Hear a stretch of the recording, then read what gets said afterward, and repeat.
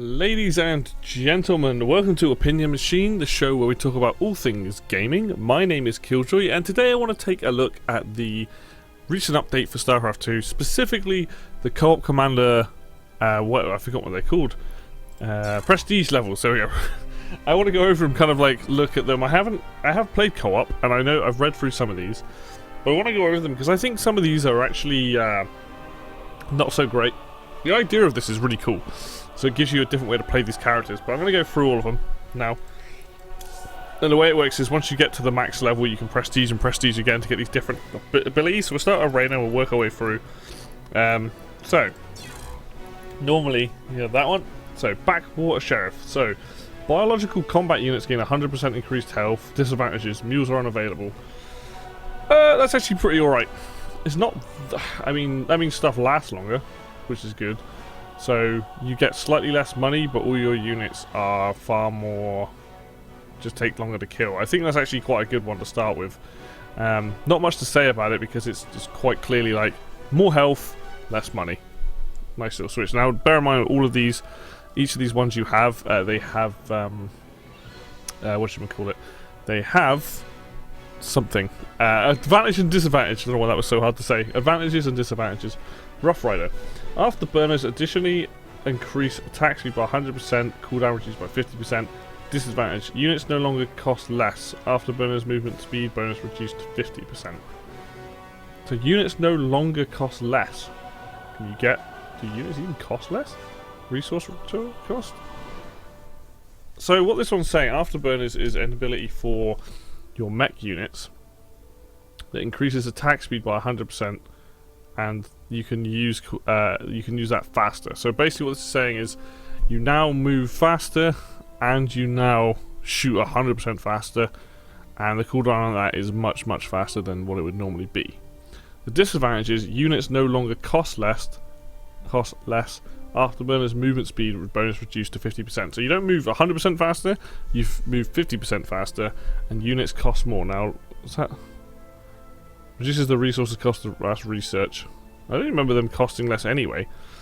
But to me, I don't know. Maybe that's pretty good.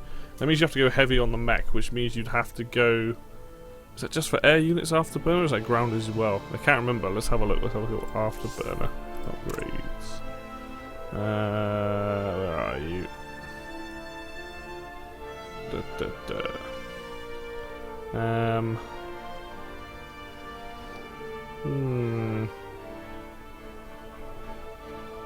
Can't remember where it is. It's in here somewhere. Oh well, whatever. I don't know if... I think Afterburners only works for other ground units as well, like the tanks and the vultures, which means they're pretty good, but as of right now, I'm not sure Rough Rider's that that great, to be perfectly honest. Let's have a look then. Rebel Radar.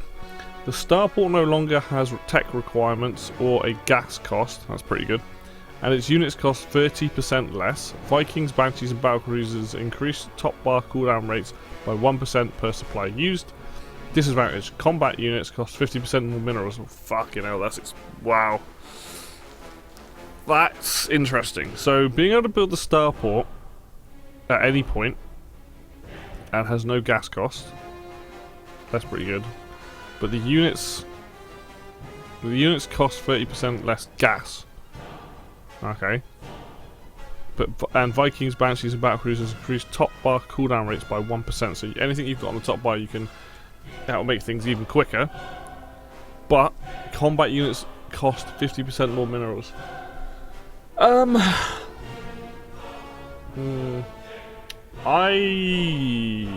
At first glance, I don't know if I like that. What that basically means is whoever you're playing with in the co-op would have to be early game, because that makes Reyna much more late game. You need a lot more money there. That means you go heavy on the air units, but yeah, I don't think I like that. I think that disadvantage is so bad. Everything costing 50%. If that was just like biological units cost 50% more, that'd be alright. But the fact that that's tanks, vultures, everything you get out of the starport, and everything you get out of a barracks. All in all, I think the only one here that I like is this one. Have more health and you don't have mules. Like that I can live with. These two, I don't necessarily think are that interesting. So let's move on to Kerrigan. Malevolent Matriarch. Malignant Creep effectiveness increased by 100%. Nidus and Omega networks are unavailable. I never use Nidus anyway, which is probably why I'm not very good with her, but like, Creep effectiveness by 100% sounds pretty good to me. Like, don't see that as too much of an advantage or disadvantage. I've got a feeling as you go down these, the advantages and disadvantages become much further apart in terms of like good and bad. Folly of Man.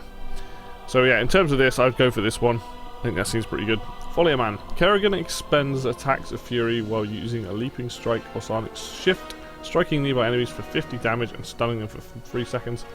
Disadvantage. Kerrigan's carapace generation reduced by 50%. Kerrigan's ability damage reduced by 50%.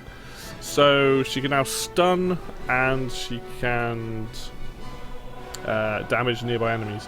So a lot more area of effect and a lot more just crowd control. But she loses health, the carapace regeneration, which I assume is health, or the extra armor she has on it, by 50%, and the ability damage she does with her abilities, they also reduce by 50%. That's not bad if you're trying to do more crowd control-y stuff. I think you just have to be aware that she'll die a lot easier, and her abilities are not as overpowered, because her abilities in co-op are so useful, especially the charge one.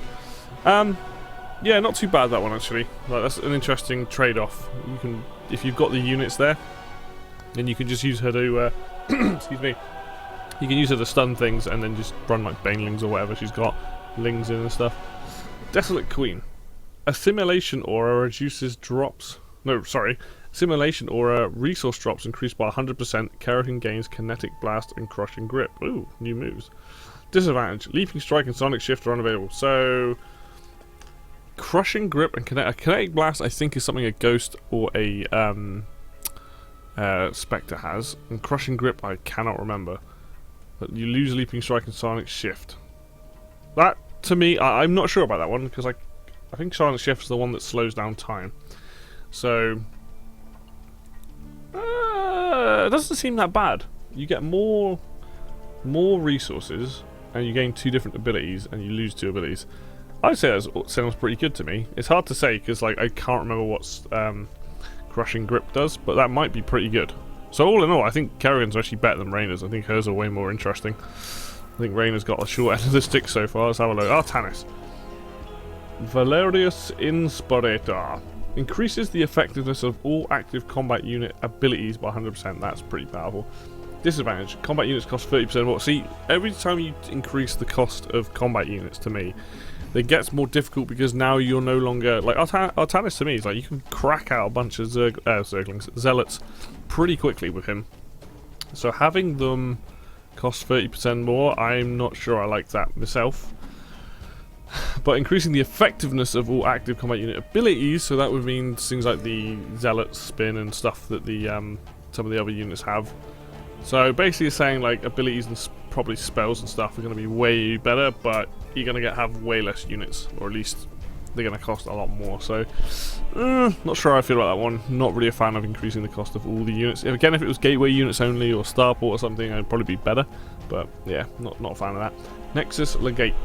Upon use, project power field warps out any of your combat units standing in an existing power field. Wow. Projection into the new location. Cooldown removed. Wow. What's the disadvantage? Project power field costs 10 energy. That to me seems really good. Okay, project power field now has 10 energy, but you get energy it doesn't take that long to get energy. So that means everything that's in your base, you can just go whap and slap that wherever you want across the map, assuming you can see that area. That seems really powerful, like really powerful. I'd have to use that one, but I would say that's actually really good. The disadvantage to me seems so low. You just basically won't be using some of the other abilities as much if you plan on teleporting your army around. If you don't, then this is neither here or there for your army. Like I use project power field because it's really good, but yeah, if it costs 10 energy, like I don't mind. That seems like a reasonable trade-off. All right, what have we got here? Arc Ship Commandant. Orbital strikes warp in an unbound frenetic What? Sorry, Unbound Fanatic that throws off damaging energy and last. Let me try that again. Orbital strikes warp in an Unbound Fanatic that throws off damaging energy and lasts 15 seconds. Shield overcharge is now targeted. Has its cooldown reduced by 50% and costs 25 energy. Disadvantage: orbital strike costs 50 energy. Guardian shell is disabled. Okay, there's a lot to take in there, and I obviously didn't read that very well. But what it's saying is that when you do an orbital strike, it warps in something called an Unbound Fanatic that does damaging energy and lasts 15 seconds. So it has an extra ability in that inside the orbital strike, and that's orbital strike literally just warps them in. And then shield overcharge is now targeted, so you have to fire that on things, and its cooldown reduced by 50% and costs 25 energy. I can't remember how much shield overcharge costs, if it does cost, or whether that's just cooldown. Orbital strike costs 50 energy. Yeah, I mean, that I believe was a target. That's a cooldown one rather than having energy. And Guardian Shell is disabled, which is unfortunate because Guardian Shell is a really good ability that lets you your units have, I think, upon taking fatal damage, they get a shield that lasts like 3 seconds or something. So it's pretty good. It makes your units last longer. I don't know with this one. I feel like this one you kind of have to use it to see if it's any good, because the disadvantage doesn't seem that bad. Yeah, a lot of this revolves around Artanis having less energy for other things, basically. All in all, I think his are actually pretty interesting. I think the first one's the most boring. I think as soon as you start increase the cost of units, that's when it gets boring and uninteresting to me. Swan! I've had a look at some of yours, so let's have a look. Heavy Weapon Specialist. The Laser Drill deals splash damage and slows. The Laser Drill's abilities are unavailable. See, the Laser Drill abilities are really useful. Like, really useful.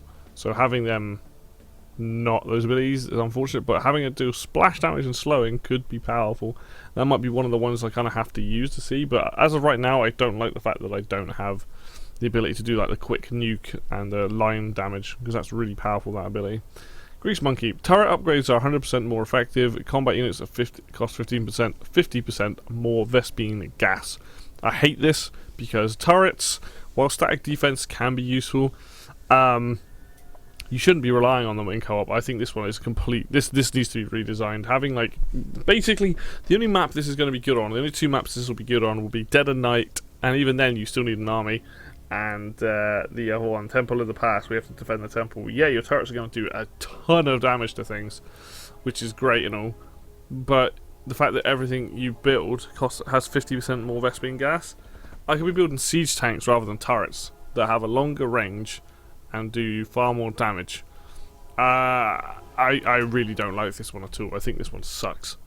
Like, I'd have to use it. Obviously, I've not used any of these, but like looking at that, I wouldn't want to use that. Payload Director. Hercules have twice the cargo capacity and unload units instantly. Tactical jump cooldown reduced by 50%. Disadvantage: top bar cooldowns increased by 100%. Not worth it. This is another one. Like, I never use Hercules. Now that might be, they might have a use, you know, getting Swan's army around the map and stuff, but none of the maps feel like necessary to like run around. Like, maybe these work better with mutators, maybe, but like if you're just playing standard co-op, I never use Hercules, so yes, you can pick up more stuff. Tactical jump cooldown, I mean, yeah, it's alright, but having your top bar cooldowns increased by 100%, no. Like, especially if you're using the Autobot things, they are so good. I think most of these, in fact, I think pretty much all of these are not that great. I think Swan's, at the moment, I think Swan has got the worst upgrades right now. Looking at those, they're just not that interesting, and the disadvantages just outweigh the advantages. Yeah, not good. Let's have a look. Zagara, Scourge Queen. Max supply increased by 50%, so that makes it 150. Zerglings and Scourge spawn 1 extra unit per egg. Baneling nests will spawn an additional 4 free Banelings, and Scourge nests will spawn 4 free Scourge. So it's about a lot of free units, a lot of stuff that blows up. Disadvantage: Zagara is unavailable, so you've got more army supply, and you have a lot more free suicidal units. So I've actually, me and Fruity have been playing, and this is the one he's been doing. You do see a lot more Banelings and Scourge, so there's that. Not having Zagara is interesting though, because she is a very powerful unit and her abilities are really good. So if you want to play more of a fire and forget kind of style, then fair enough. But I'm not sure not having Zagara kind of sucks. Mother of Constructs. Aberrations and Corruptors cost 25% less, gain 50% increased health, and possess greatly increased health regeneration. So they just don't die. Disadvantage, no free banelings. Do you know what, as my own personal playstyle, that would suit me, because I hate using banelings. Having no free banelings, I mean, you can still build banelings though, so that seems like you get a much better advantage there. You've got things that cost less, you have better health, and their health regeneration is probably way crazier. So I'd say that's pretty good. Apex Predator. Zagara gains reduced ability cooldowns, increased health and energy regeneration, and across to the deep tunnel ability. Or access, sorry, to the deep tunnel ability. So now she can go across anywhere with this creep. Her reduced ability cooldowns, increased health and energy. So that's pretty good. Disadvantage. Mass Frenzy only affects Zagara and her summoned units. Combat units cost 25% more. So Zagara has user abilities more, which is, so this is basically focused around her being the main unit and increased health and energy. So you can just constantly spawn more banelings, constantly, you know, do the roach drop, all that sort of stuff. And now she can move around the map a lot. But Mass Frenzy only works on the stuff she summons in herself, and combat units are 25% more. I don't think this is terrible. I think the other ones are more interesting. Basically what they're trying to do is revolve around you just using Zagara a lot. So you get a few units, and then you use her to just spam out her units. But again, making things cost more, it's hard to say. I don't like when things cost more, so yeah, not sure on the Apex Predator one. Not the biggest fan of that, I don't think. Warazun. Right, Spirit of Respite. Emergency recall recalls cloaked units to the closest nexus or dark pylon instead of the primary structure, and heals life and shields to full. Deploy dark pylon cooldown and cost reduced by 50%. Dark pylons lose recall. I didn't even know dark pylons had recall. So, being able to have your cloaked units heal life and shields to full and cooldown and cost reduced by 50% for Dark Pylons, this is definitely worth it to me. I completely forgot Dark Pylons had that. So yeah, I would say this is definitely worth it. You're getting, it means anything that's cloaked is going to die and basically come back for free. So yep. Unless you use recall a lot, which I don't. Withering Siphon. Enemy units affected by Void Stasis, Confusion, Stasis Wards, Disruption Web, or Dark Coil will lose 20 life per second. This effect cannot kill. So this basically works like, is it Irradiate, whatever it's called. It will knock an enemy unit's health down to 1, but that's about it. 20 life per second is a lot of damage. Disadvantage. Combat units deal 50% reduced damage. Stasis ward duration reduced by 75%. 50% reduced damage. That's huge. Ooh. So it requires you to put out a lot of abilities so that most of your damage comes from things being done over time, and then your units will do the remainder of the damage to kill things off. Stasis ward being reduced by 74% is going to make sure that doesn't last at all. That's not a very long time. I mean, it'd certainly be fun to do this, but that's going to be difficult because that's a lot less damage. So yeah, not the best one. I would say it'd be fun to put all those abilities out, but yeah, that's really going to revolve around Dark Templar just chucking out all those abilities and Corsairs and things. But yeah, that's a tough one. Keeper of Shadows. Time stop becomes targeted. Oh, interesting. All Shadow Guard who have died are resurrected at the target location. Wow. Shadow Guard's duration reduced by 40%. That's not bad, even if it only lasts less time, because that means when you target time stop and then it sends out. So if you have a lot of Shadow Guard that keep dying, every time you use the spell, you get more Shadow Guard. So it basically stacks, by the sounds of what this is saying, which could be pretty crazy. That sounds like a lot of fun, actually. And because it's the Shadow Guard ability, like, it's not the not the worst thing. So I actually think that's not too bad. I think out of all of them, the Withering Siphon, definitely like a difficult one for sure, but the other two pretty cool. Carax, what have you got? Make your units cheaper, for Christ's sake. Architect of War. Repair Beam is 100% more effective and can target twice as many structures. That's good. Unity Barrier affects defensive structures and its cooldown is reduced by 75%. Chrono Boost, Chrono Wave, and Chrono Field affect defensive structures, increasing their rate of attack. That's pretty powerful. Repair Beam may only target structures. Unity Barrier no longer affects units. So this is all about defense. Kind of sucks not having Repair Beam work on the units, but it does mean that all of his stuff at home, if your base is under attack, and especially if you've got down turrets and things, you're going to be able to defend really easily. So you probably have a few turrets in your base, a few turrets in the enemy's, in your allies' base, and you can use abilities on it. Not the worst thing in the world. It just means you've got to be more careful that your units don't get completely destroyed when you're out in the field, the ones that you do have. So yeah, not too bad. Templar Apparent. Combat units cost reduced by 40% already. Winner. Photon cannons and Kandarian monoliths are unavailable. So you no longer get defensive structures, but everything costs way cheaper. I'm very curious to try that one out because Carax, as it stands, is not the easiest character to play, and not being able to build like Immortals and the Colossus is easy. 40% is huge. So I would have liked to see that be 50% cheaper and then those, but that actually sounds really fun and interesting to play. Solarite Celestial.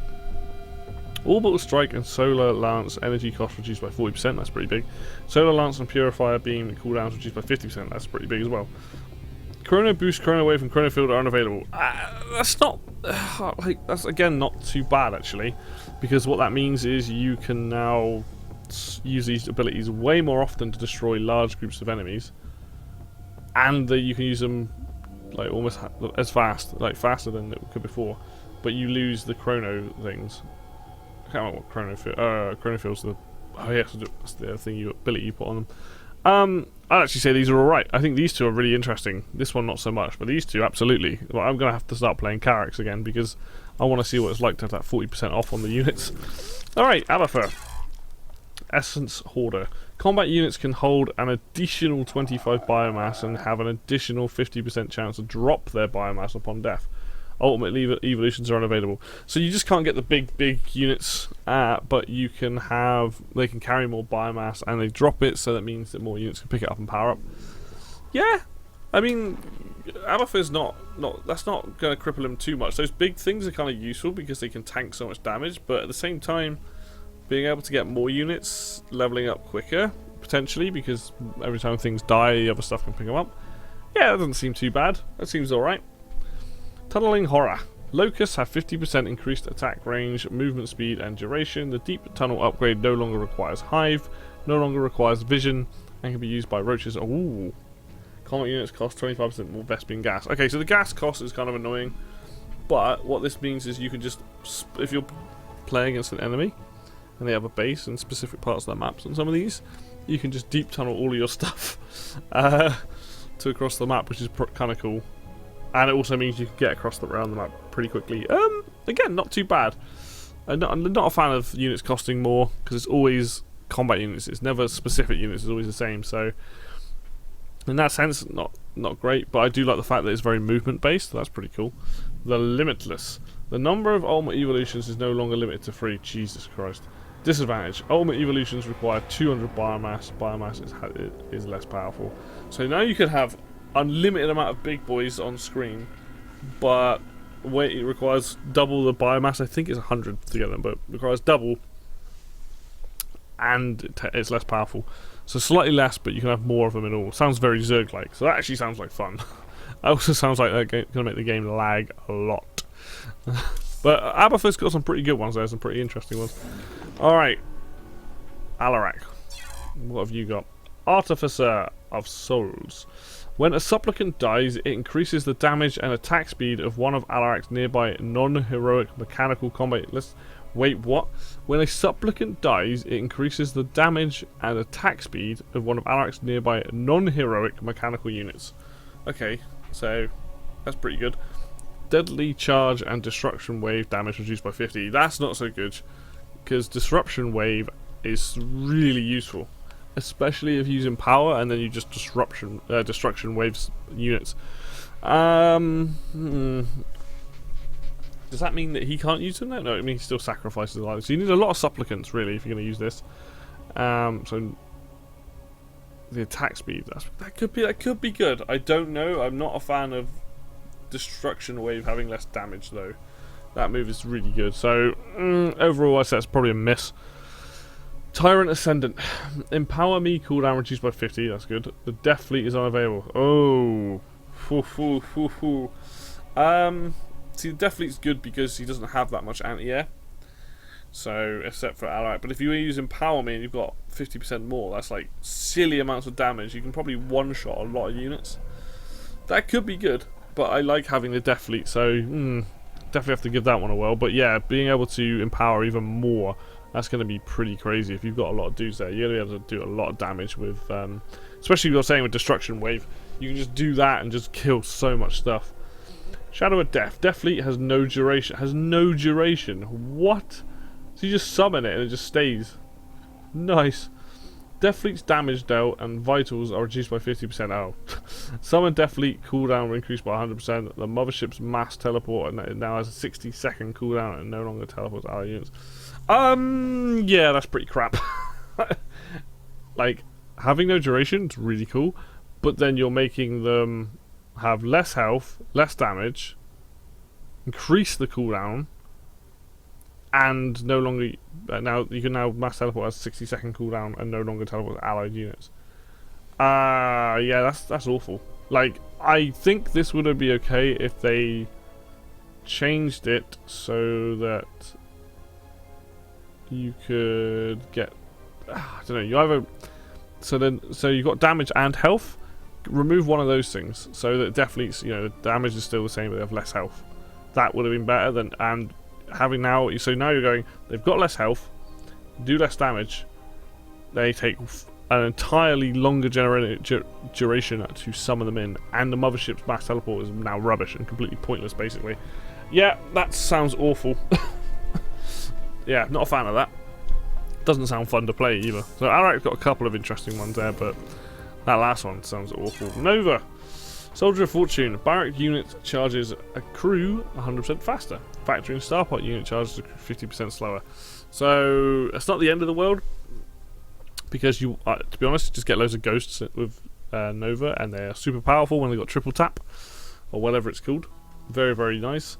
But, that means basically you have, all this is saying is you're going to have a massive bio army rather than having like the Goliath's tanks and all that sort of stuff. So, or at least if you lose those units, you need to be aware that if you summon those factory units, that they are going to take longer to come back. So not the worst thing in the world. Tactical Dispatcher. Tactical Airlift cooldown reduced by 75%. Disadvantages. Griffin Airstrike is unavailable. This is neither here nor there, because this is two abilities that are like good, but they're not. They're also situational.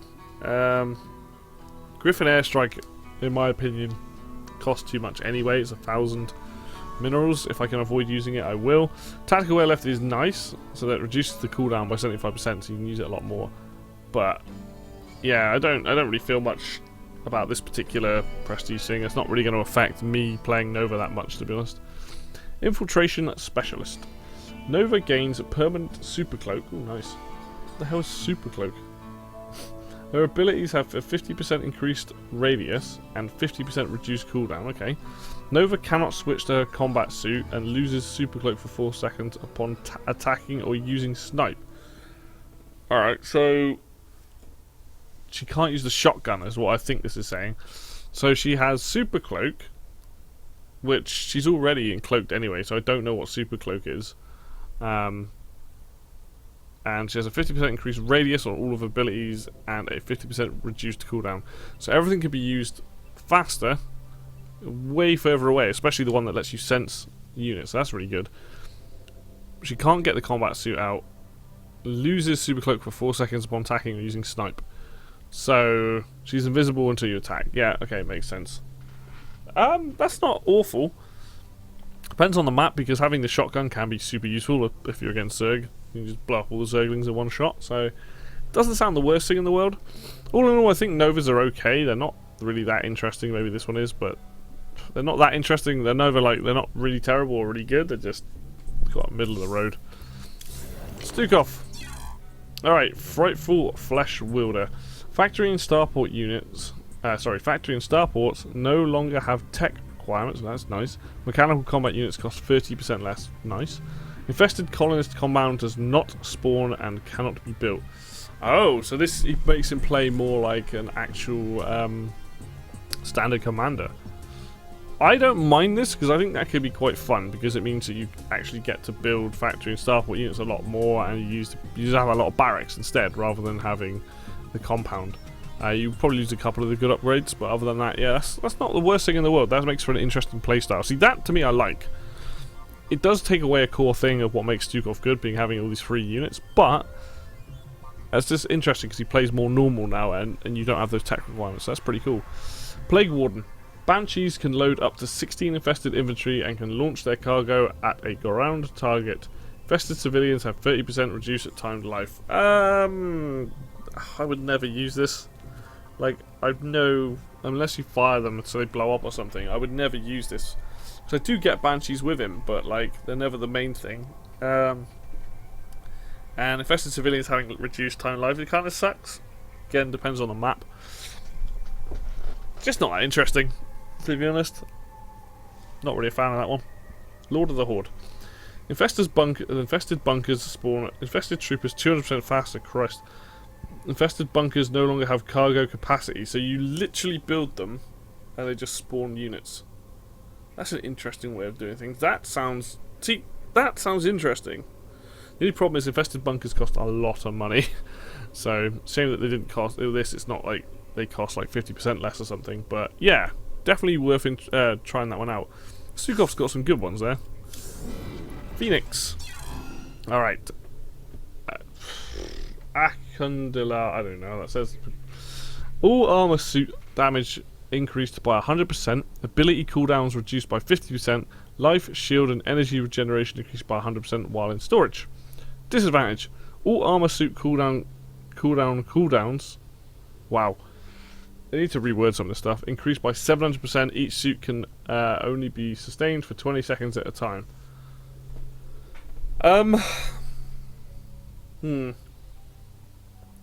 So there's more damage. Cooldowns are quicker. Your life, shield and energy regeneration increased by 100% while in storage. Okay, so you get them quicker. But the cooldowns are 700% slower. That's insane. Each suit can only be sustained for 20 seconds at a time. I don't like that at all. Like, yeah, I'm not a fan of that. If it was just all the suits had 700% slower, then I'd say, yeah, why not? But 20, you can only have them on the field for 20 seconds at a time? Nah. That's a no-go for me. I'm not a fan of that. Network Administrator. Tactical data web effectiveness increased by 200%. All combat units cost reduced by 50%. That's ridiculous. All non-heroic combat unit damage reduced by 50% and vitals. So you can get stuff. You can get stuff way cheaper. I can't remember what tactical data web is. So yeah, I'm not sure what that ability is. If that's the one where you have units that have the heroes. So all the non-heroic versions do 50% reduced damage and 50% life. So what they're saying is play a bit more like Zergy, have a ton of units, and with whatever tactical data web does, but they do less damage and have less health. Could be interesting. At least you can use Phoenix and not have to worry about that stupid cooldown on him. So yeah, could be interesting. Unwavering Vindicator. Avenging Protocol effectiveness increased by 100%. Champion AIs that die refund 75% of their base unit cost. That's pretty good. Champion AIs do not gain additional life or shields and have reduced attack range. Oh. So, can't remember what Avenging Protocol does either, but having champion AIs refund money, good. Not gaining additional life or shields, fine, but then having reduced attack range, yeah, not a fan of that either. I don't really like Phoenix's ones. I think they're a bit rubbish. Not as bad as Swans. I still think Swans has got some of the worst. Alright, Devouring 1. Devour applies its benefits to all nearby friendly units. Disadvantages. Dahaka has 0 base armor, loses the Scorching Breath ability, and has a max level of reduced by 4. So when you use Devour, when you eat something, that means all the units nearby get that. But you no longer have any armor. Scorching Breath, which is good but isn't his best ability, that's fine. And he loses 4 levels. I suppose he would lose 4 levels because you can't upgrade Scorching Breath. Excuse me. I think that's one of the ones I'm going to have to try, because being able to apply Devour's abilities to units nearby, like giving a bunch of units that shouldn't be able to, but they can suddenly attack air, that could be really powerful. So I think this is good. I think it's one of those ones I have to try to really see. Primal Contender. Pack leaders and their entourage deal 50% more damage and have 100% increased life, so that's good. Pack leader cooldowns reduced by 33%. Pack leaders can consume essence for Dahaka. Dahaka exits the map while a pack leader is active. Only one pack leader may be active at a time. So, this isn't actually that bad in my eyes. What it's saying here is when you summon one of these pack leaders, they do more damage, way more life, they can reduce the cooldowns, and they can also consume essence for Dahaka, which means he can level up. But when one is active on the field, you cannot have another one, and Dahaka cannot be there. I would say that's pretty good, because that means you can still pick up and level up Dahaka while he's not on the field. So, yeah, seems pretty good to me. Brood Brother. Dahaka spawns a clone. If either Dahaka or the clone dies, the other dies as well. That's interesting. Dahaka's max health is reduced by 35%. This sounds like a fun way of playing this game, but it does mean you have to be very careful where you put them. But I would kind of be interested in playing with 2 Dahakas, because that could be really broken. He has less health, but if you've got 2 of them, and I assume do they level up the same? If they level up the same, then that'd be easy. If they level up differently, that'd be kind of tough, but that actually sounds really fun. I think that's one of the most interesting ones there. So the Zerg stuff's getting the best ones here. Both Stukov and Dahaka got some really interesting playstyles. Alright, Han and Horner. Chaotic Power Couple. Mag Mines, Arm and Fire 80% faster, that's ridiculously quick. Mirrors units on death effects 100% more effective. Horner's units cost 30% more. This is a case of where I actually don't mind the cost increase. It kind of sucks because obviously Horner's stuff is far more damaging. It's all air units. But it's not every single unit in the game. And the Mag Mines, Arm and it means you can play very defensively and have good areas. It means those mines are going to hit their targets, the intended targets, rather than waiting forever. And also the death effects, so when stuff blows up and it gives those effects to other units around them, that's going to be really good. So I'd say this is actually pretty alright. It does mean that getting anything like a battle cruiser and stuff is going to be a lot harder though. Wing Commanders. Horner's units Vespene gas cost reduced by 20% and charge cooldowns reduced by 50%, so you can get them quicker and they have less gas. Would like to have seen that to be more gas though. Galleons are capped at 2, which means you can only build 2 barracks essentially. That's going to be tough, so you kind of rely on Horner's stuff, but I would say Horner's gas thing should be probably like, I would say it's probably like 30 to 40% rather than 20%. 20% isn't a lot. Kind of sucks not being able to have more galleons. Maybe that. So I think the way you change this is if you're going to keep it at 2 galleons, increase that Vespene gas cost reduction to 35 to 40%. I think that's far more reasonable. Or make it so that you can have 3 galleons rather than just 2. I think that would work out better. Galactic Gunrunners. Bombing platforms are no longer capped. Bombing platforms cost 100% more. Bombing platforms are good, but you can't just rely on bombing platforms, and they cost 100% more. So I think this is rubbish. I mean, it doesn't even matter if I had this active. I could just play how I normally play anyway. So this is kind of a bit pointless because it doesn't really make me go out of my way. Like I might build one bombing platform. They are good in the sense that you can use them to like kill off the void freshers and stuff like that pretty easily. You can just send them over and you set them to do fire damage. So it would have its advantages not being capped, but you can't just not have an army with them. So yeah, this one wouldn't affect my gameplay. I think this is the weakest one out of the 3. All in all though, the other 2 are pretty interesting. Alright, Tychus. What have you got for us, Tychus? Technical Recruiter. Outlaws active ability cooldowns reduced by 35%. Outlaw cost and time between outlaw recruitment increased by 50%. So if you're playing Tychus, you can use the grenade a lot more. You can put down stuff a lot more. But the fact that the cost and time is increased by 50%. Yeah, no, I don't like this one at all. You're gaining very little and losing a lot. Like that would have to be like 50% quicker, so you can really spam those abilities out. But increasing the cost and time, both of that, yeah, it's too much. Not a fan of that. If you're going to increase the cost, then don't make them take as much time. Make it like 50% cost, 25% longer. Just makes it harder, because if you lose the one dude that you've got when you're playing Tychus, then it's going to take ages to get anyone else, or even bring them back.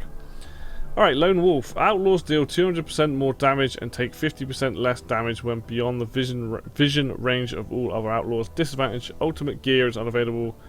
Gear costs 25% more. So each outlaw on their own deals a lot more damage, and they take less damage as long as they're not in the vision range of the others. So that's a good, interesting way of playing very defensively, I guess. Ultimate gear, so the max ability, so that's not the worst thing in the world, and gear costs 25% more. Gear costing more sucks, but if you want to spread your units out, you're going to do a lot of damage. I mean, this alone, just for Tychus. So if you were just using Tychus for this, that's pretty crazy, because he would do so much damage.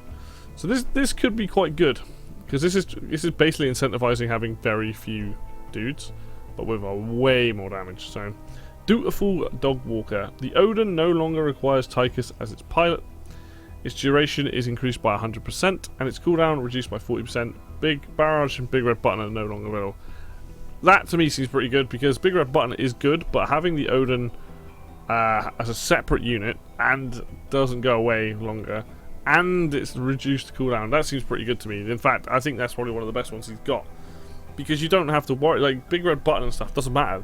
The Odin already does so much damage. So yeah, that's probably the best one. This and Lone Wolf. Technical Recruiter, not so much. Pretty good, pretty good. Alright.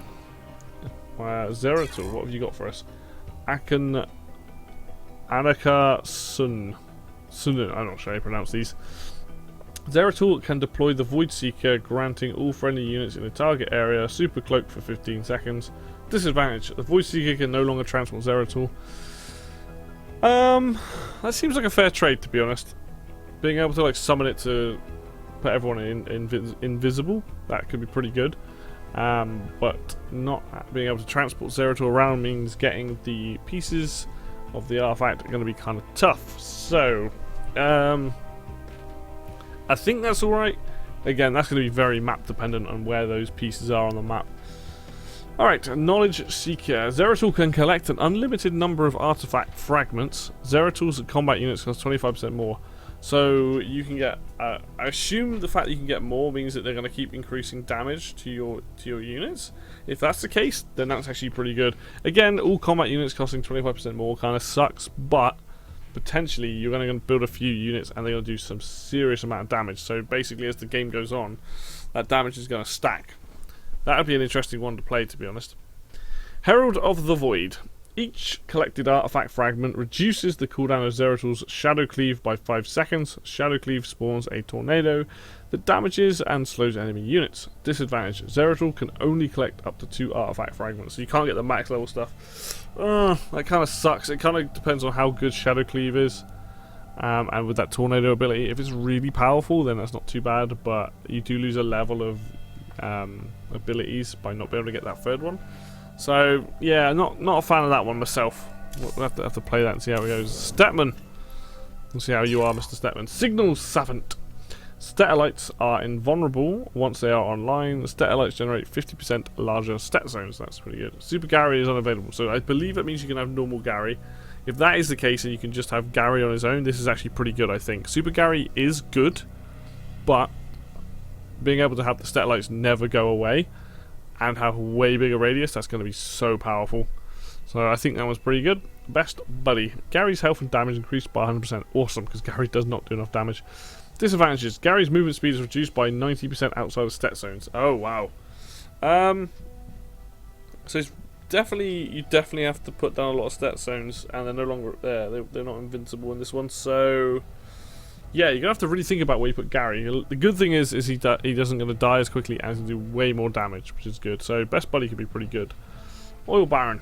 Combat units gain a stack of the best oil when they kill an enemy unit, which I assume probably means they do more damage or something.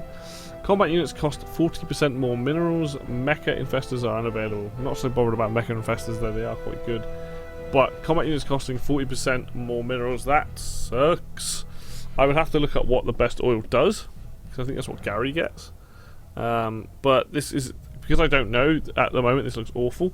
But this could be really powerful. So this one I really don't know. I'm not sure. Let's have a look, see if I can see best oil in here. It's probably one of these abilities. But yeah, that's going to be an interesting one. Not really sure what to say on that. I'll have to kind of play it. But alright. Minsk. Toxic Tyrant. Contaminated strikes fear last 200% longer. That's a long time. Its damage over time effect additionally increases damage received. That's also really good by 100%. Its cost is reduced by 20% and has its cooldown. And its cooldown is reduced by 66%. Troopers provide Imperial support while operating Earth Splitter Ordnance. Interesting. So that's a lot to take in. Nuclear Annihilation is unavailable. Alright, so Nuclear Annihilation is really good, but it's hard to get to sometimes. So Contaminated Strike lasts way longer. It does damage over time, increases damage received. It reduced 20% to get it, and its cooldown is reduced as well. And troopers give Imperial support 1. So that's actually really crazy. But it does mean you have to rely on Contaminated Strike a lot. Probably map dependent, but that seems really good. Nuclear Annihilation is really powerful, but not every game do I get it. So I would say that's probably alright, that one. Just for the Imperial support, if nothing else. Principal Parallel, I don't no idea how to pronounce that. Royal Guard Vespene gas cost reduced by 25% and XP gained by 100, so they get to level 3 much quicker and they don't cost as much. Disadvantage: Royal Guard mineral cost increased by 100% and supply cost increased by 50. I don't like that. Already you're decreasing gas by very little.